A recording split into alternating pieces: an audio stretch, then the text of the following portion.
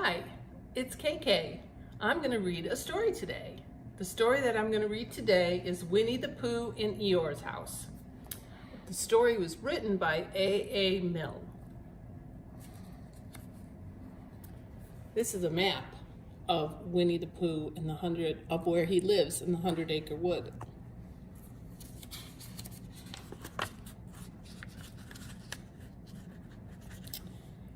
I've been thinking about Eeyore, said Winnie the Pooh on one snowy, blowy day as he and Piglet sat atop the gate.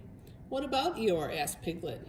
Well, said Pooh, poor Eeyore has nowhere to live, so what I've been thinking is, let's build him a house. This is Winnie the Pooh, and this is Piglet, just in case you didn't know. That, said Piglet, is a grand idea. Where should we build it?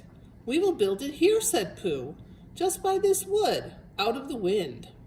There was a heap of sticks on the other side of the wood, said Piglet, lots and lots all piled up. Thank you, Piglet, said Pooh. What you have said will be a great help to us. So they got down off the gate and went round to the other side of the wood to fetch the sticks.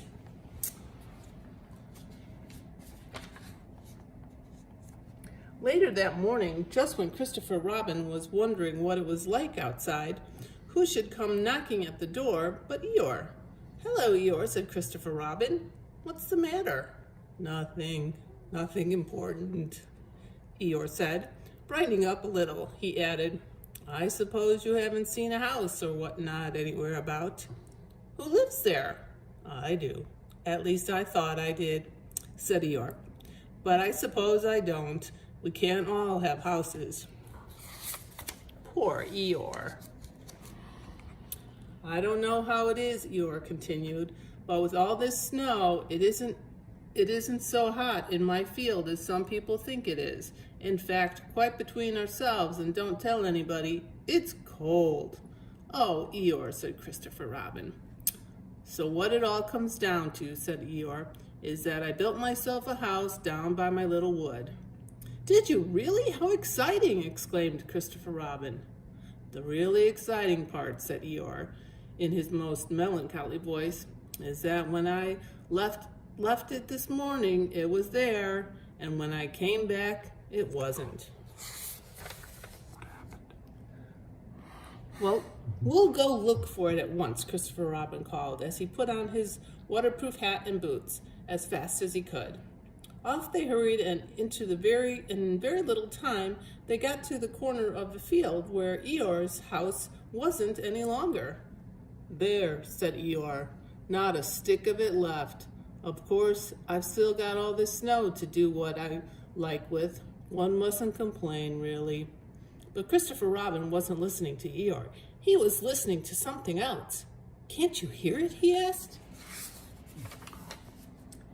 They both listened, and then they heard a deep, gruff voice singing an outdoor song for snowy weather, and a small, high-pitched voice tiddly-pomming in between. The more it snows, tiddly-pom, the more it goes, tiddly-pom, the more it goes, tiddly-pom, on snowing, and nobody knows, tiddly-pom, how cold my toes, tiddly-pom, how cold my toes, tiddly-pom, are growing. It's Pooh and Piglet, shouted Christopher Robin excitedly. The singer stopped suddenly. It's Christopher Robin, said Pooh, and he's round the place where we got all those sticks from, said Piglet. Pooh and Piglet hurried round the corner of the wood, Pooh making welcoming noises all the way. Why, here is Eeyore, said Pooh, when he finished hugging Christopher Robin. Then Pooh nudged Piglet, and Piglet nudged Pooh, and they thought to themselves what a lovely surprise they had got ready for Eeyore. That is a surprise. But then Christopher Robin began to explain the very sad story of Eeyore's lost house. And as Pooh and Piglet listened, their eyes seemed to get bigger and bigger. Oh, said Piglet nervously when Christopher Robin had stopped explaining. And so, as to seem quite at ease, he hummed in a, oh, what shall we do now kind of way.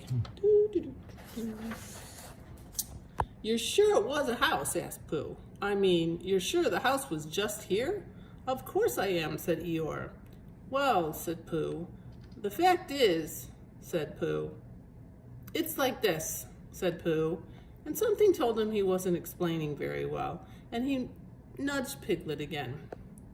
It's like this, said Piglet quickly, only warmer, and he added after some deep thought. What's warmer? The other side of the wood where Eeyore's house is, said Piglet. My house, said Eeyore. My house was here. I ought to know. Come and look, said Piglet simply, and he led the way. They came round the corner, and there was Eeyore's house, looking as comfy as anything. There you are, said Piglet. Look, there's the house.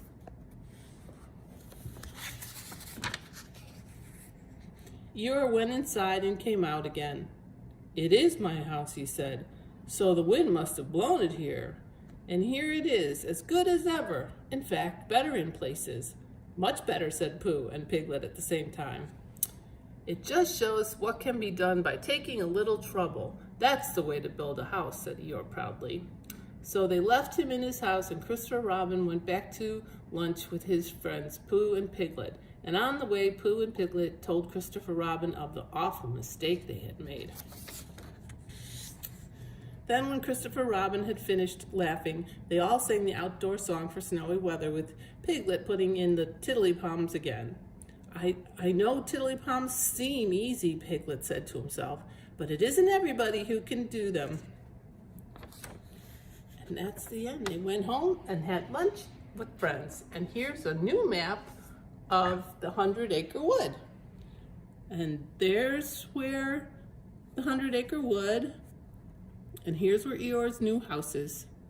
And this is where his old house isn't anymore. And there's Christopher Robin's house. And here's Pooh's house and Piglet's house. And that's the end. I hope you liked my story. Goodbye.